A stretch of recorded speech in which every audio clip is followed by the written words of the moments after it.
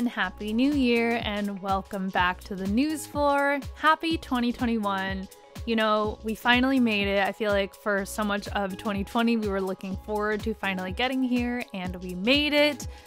I know that a lot of the problems that 2020 brought us have not entirely gone away yet, but it does feel really nice to kind of be here in this moment. We made it to 2021, whatever it will bring us.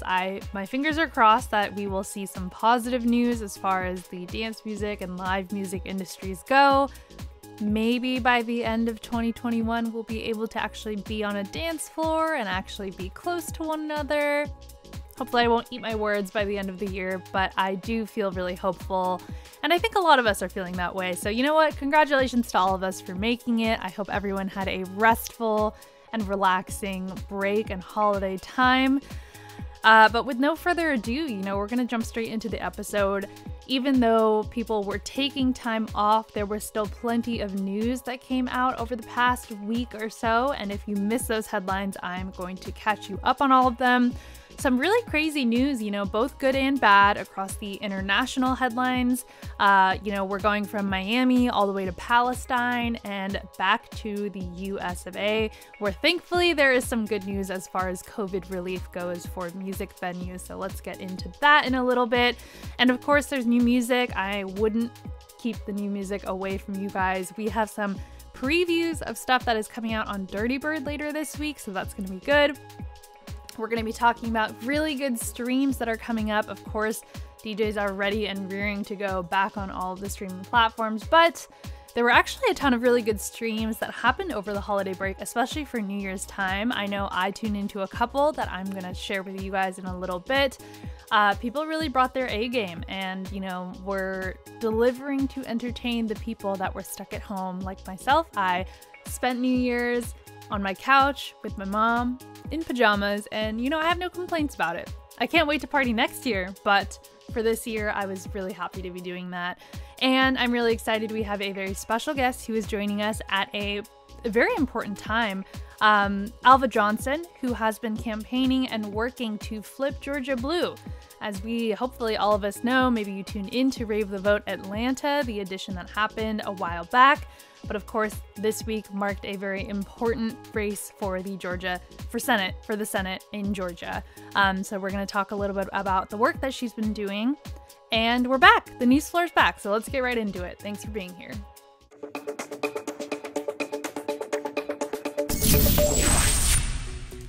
All right, let's not dilly-dally and get straight into the news. Like I mentioned, there's actually a lot going on as far as headlines go, and we are going all around the world for this week in the news. So let's start in Miami, where we are going over to the premier club over there, which is called Club Space, has actually welcomed and opened a new open-air venue called Space Park. So I'll just start this by saying, as someone who lives in California, it was definitely a bit unnerving to see a lot of the videos and just people out and about during New Year's.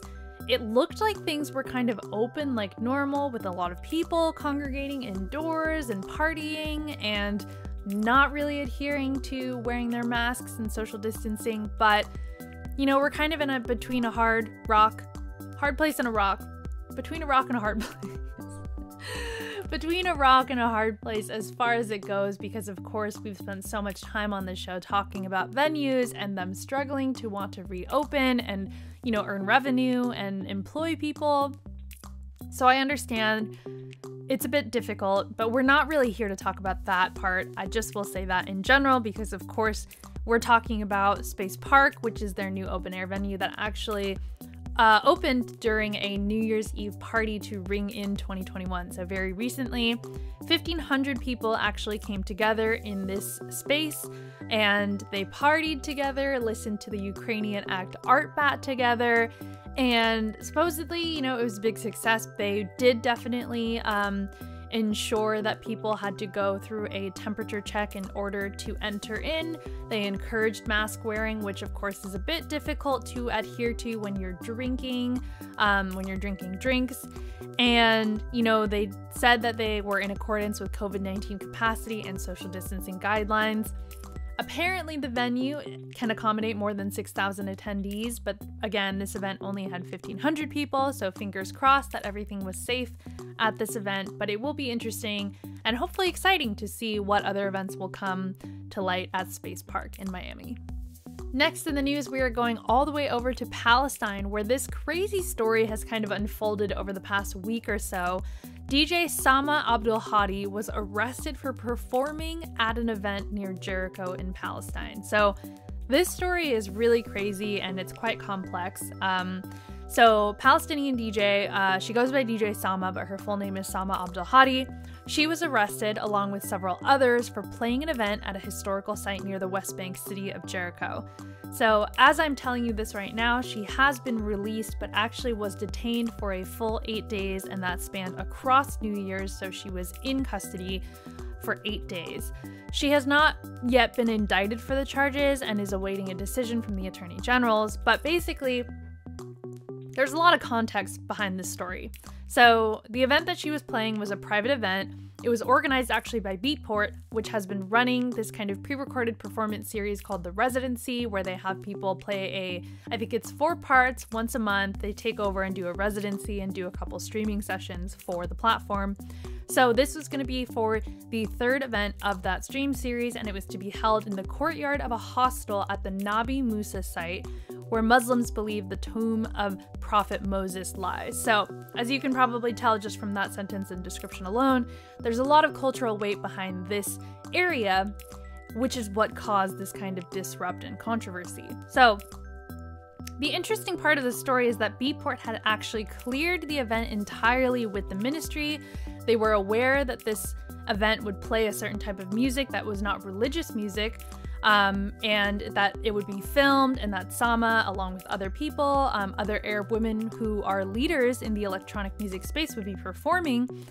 So it was actually entirely cleared, but what happened was dozens of young Palestinians had attended the party on Saturday night, but were forced out of the site by mobs of people who were angered by the event once they found out that this was going on. And then once that happened, Sama and several others were arrested. So the site is used as part of a place of worship. It has also been declared as a tourist attraction, and it's protected by the UN Development Program. So there's a lot of weight around this site, so understandable where there's a bit of controversy, but it was approved in writing, but still caused a lot of upset as far as the locals go, who actually found out about this event and then eventually mobbed it during the filming of it. So around her arrest, when the news came out, a lot of people in dance music, a lot of DJs were posting about it and sharing a petition that was raised that demanded for the release of Sama, and it actually received over 100,000 signatures. Thankfully, it might have played a part in working so that she's actually been released, and she released a statement afterwards saying that she is safe and well, wants to thank everyone who has spoken out in support of her situation and those who called for her immediate release. She said she's overwhelmed by support from her fellow musicians, artists, activists, and the entire music community, and wants to thank everyone, and has been spending time with her family since. So pretty crazy that this all happened. Very interesting look as far as the cultural approach to music and events like this in other countries. So very interesting, and we will keep you updated as far as what happens with Sama's case. Elsewhere in news, the best news that I'm so happy to share for those who might have missed it is that Save Our Stages has passed $15 billion in grant programs for live venues and other cultural institutions, and this has all been approved as part of the new COVID-19 relief bill. So this is a huge win. Again, we have talked about this so many times on the show. The Save Our Stages Act, which is originally how it started, was largely promoted by NIVA, which is the National Independent Venues Association, and they did so much work, in playing this part to help spread the word and gain traction around Save Our Stages as an act, and helping venues kind of find this grant money.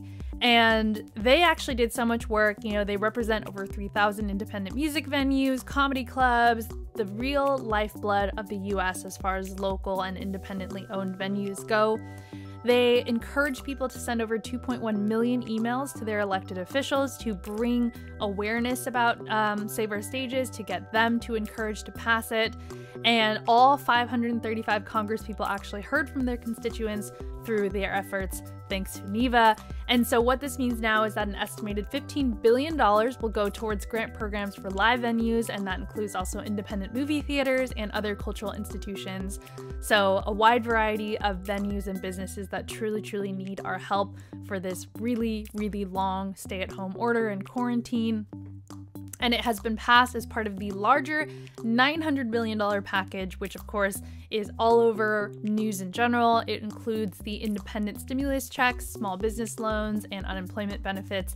And President Trump officially signed the bill into law on December 28th. So that means this is all moving ahead, which is great news. So look out for that. And congratulations to those at NEVA and behind the Save Our Stages Act. And that is the news for this week's episode.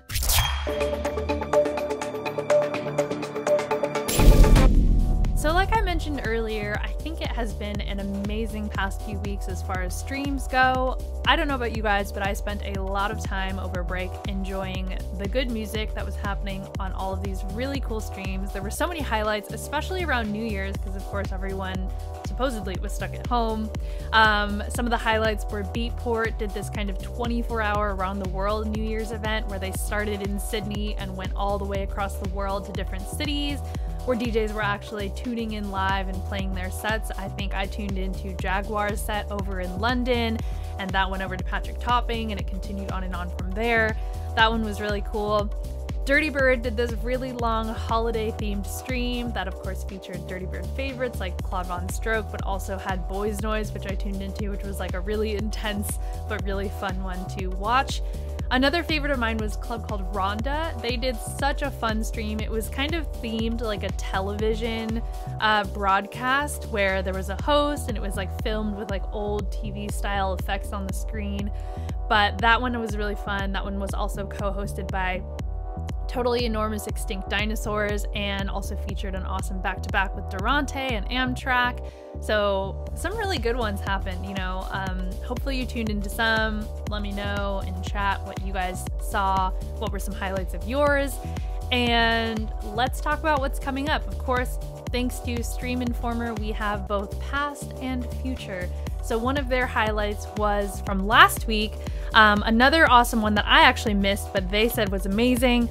Making Time and Primavera Sound did an event together that featured a whole slew of awesome talents, including Daniel Avery, Shanti Celeste, DJ Nobu, and so many others. The sets are not online yet, sadly, but hopefully they will be uploaded soon, so keep an eye out for that.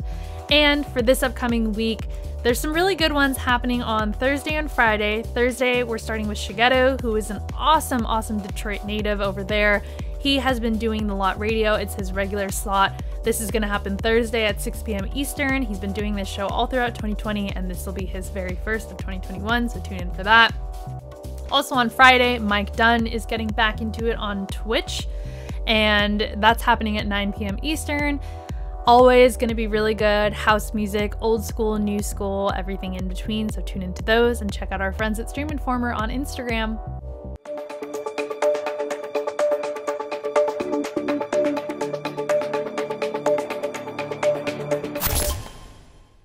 Welcome to the Hub as part of the Newsfloor. This is where we go over some of the best tunes and releases that are coming out this week.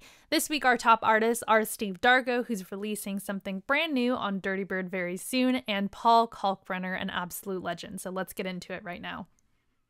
All right, let's get started with Steve Darko, who is releasing a brand new track out on Dirty Bird this Friday. It's going to be the lead single, actually, off of his brand new album, which is called Midnight Swim, and the single is called Descending. It is dark, it's synthy, and it's kind of syrupy, if that makes sense.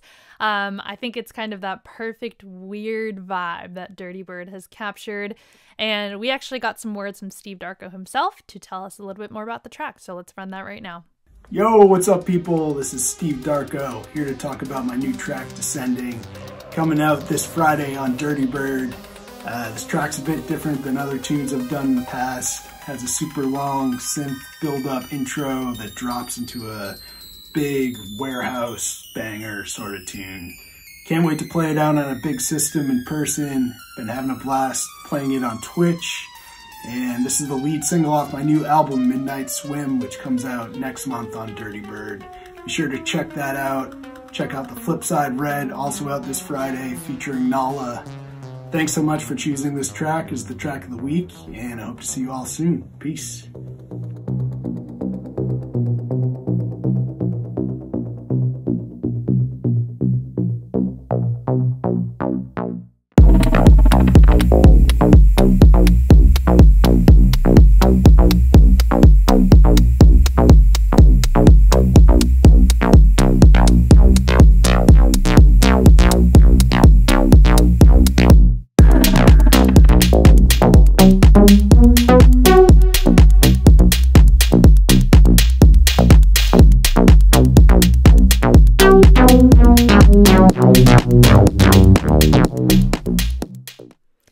Next up, another Newsfloor pick is from Paul Kalkbrenner, who is an absolute legend. He grew up in Germany, and there's a pretty interesting story behind this track, which is called Graf Zahl.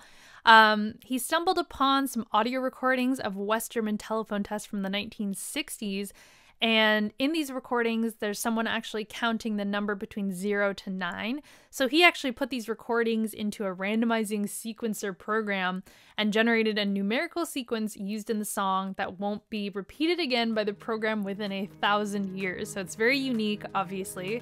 And he says that Graf Zahl in that way feels really relevant to us because we're all collectively stuck at home counting down the days until we can go outside and dance and gather again. So that kind of sets the tone for this moody track. So let's listen to it right now.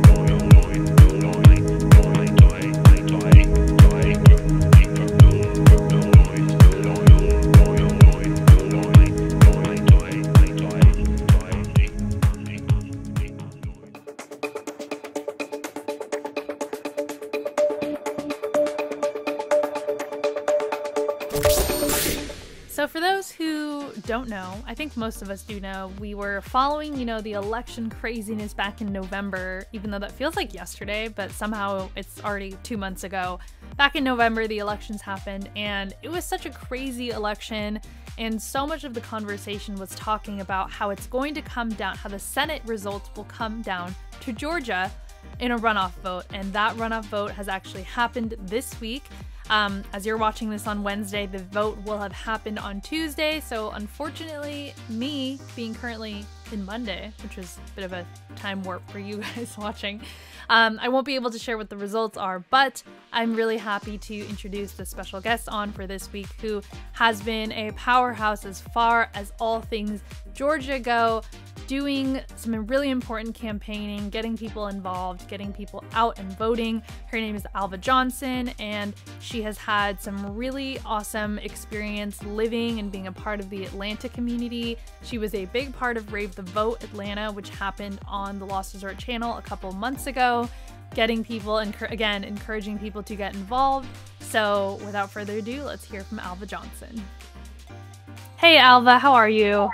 Hey Valerie, I'm good. How are you? I'm so good. And I just want to say, for those watching, we're recording this on Monday, and I just have to thank you so much for actually finding even 5 minutes of time and what I can imagine is the busiest day ever leading up to the election tomorrow, or the votes tomorrow.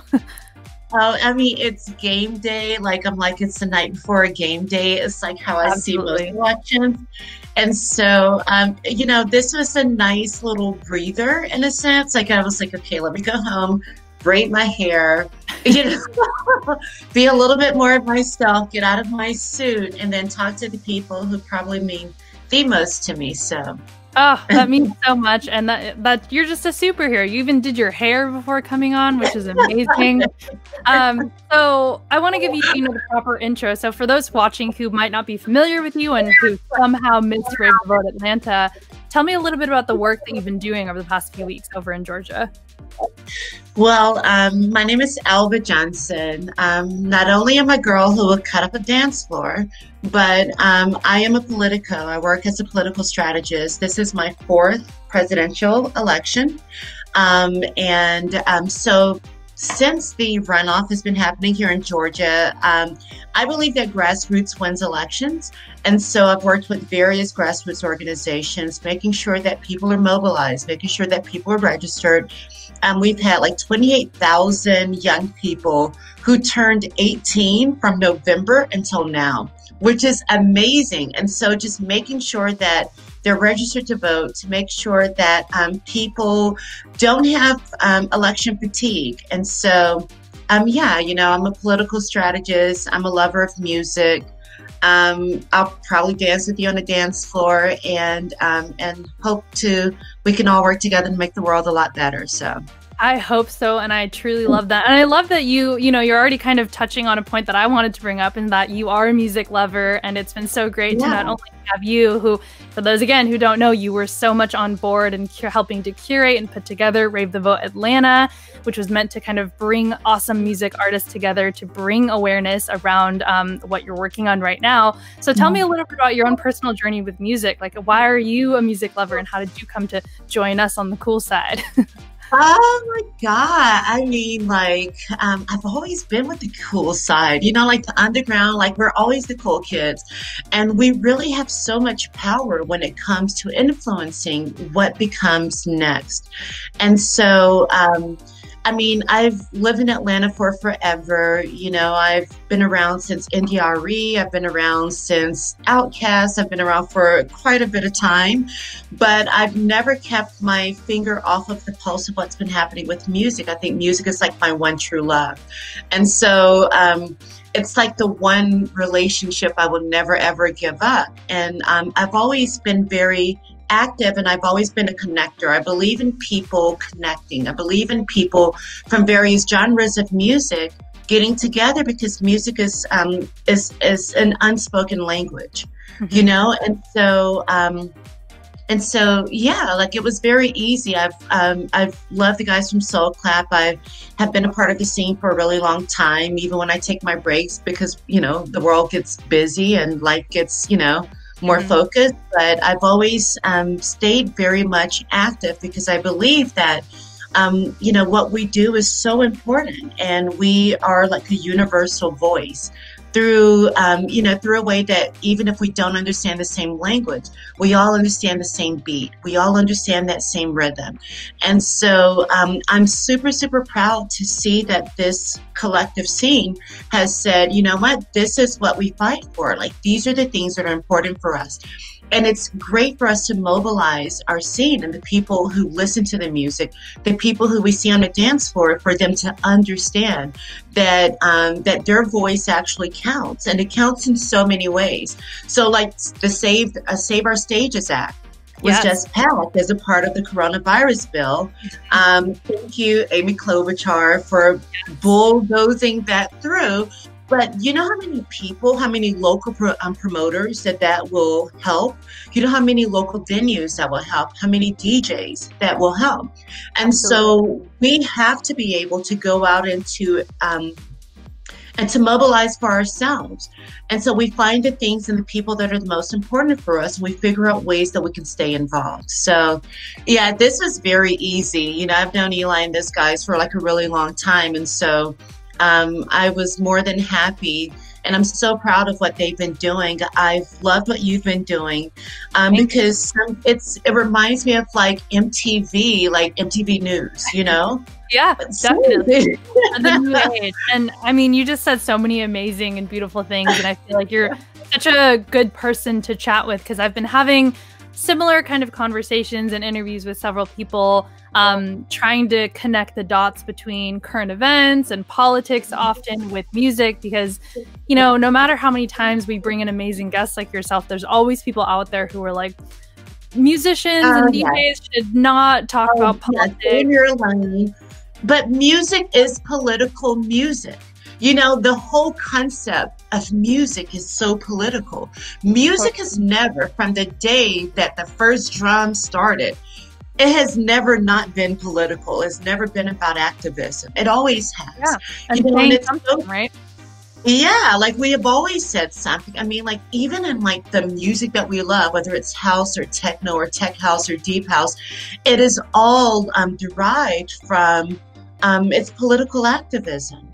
And so we have a duty almost to make sure that the spirit of the music that we love so much continues in the way that it was started.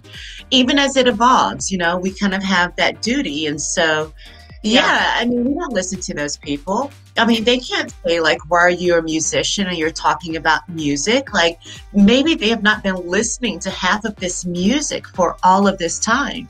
You know, it's so funny because like I always told people, it's not like every county votes, it's like every vote counts. Like every person really counts. And we're so interconnected in ways that we don't understand, whether it's through the effects of coronavirus, whether it's through the fact that like our favorite musicians or our live music has now been taken away from us, whether it's from the fact that, you know, that employment is unsteady, or whether it's through a state like Georgia having like the final say so into who remains in power in the Senate.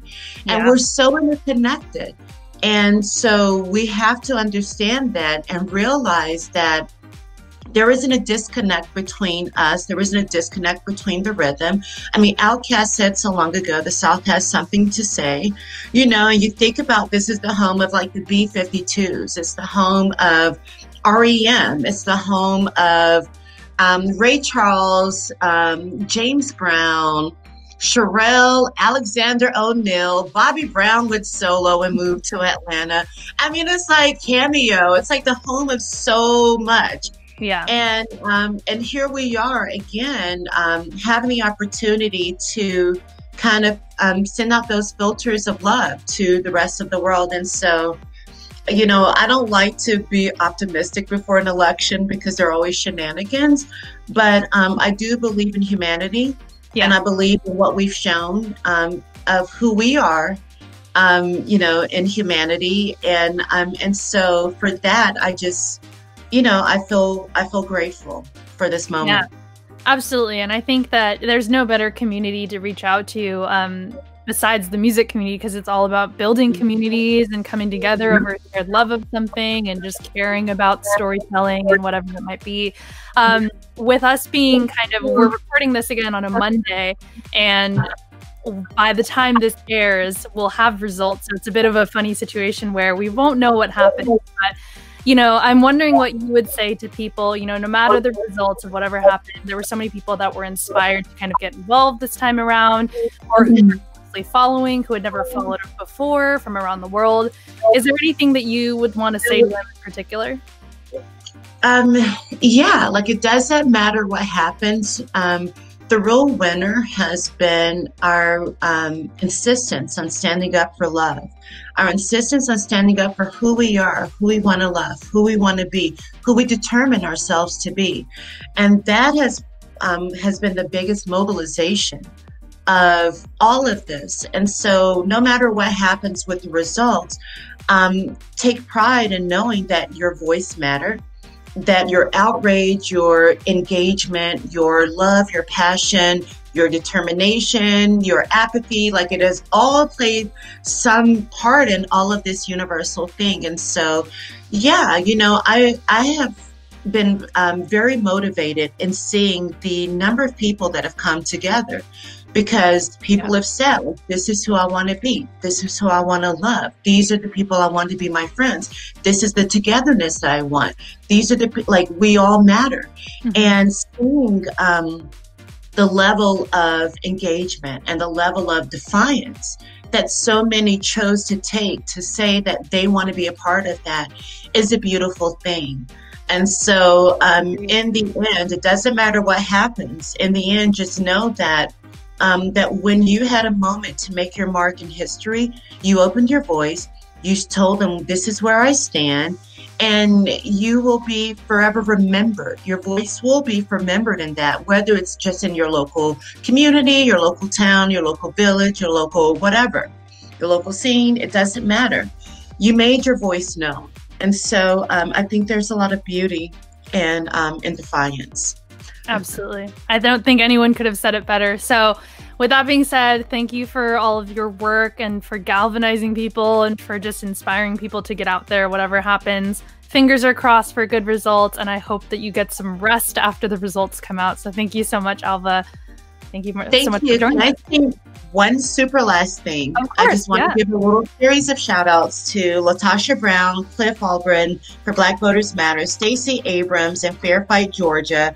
I want to say hello. I want to give a universal condolences and acknowledgement for the 350,000 people who have perished because of COVID in the United States. So you are not forgotten. You have not been lost. We will not forget you.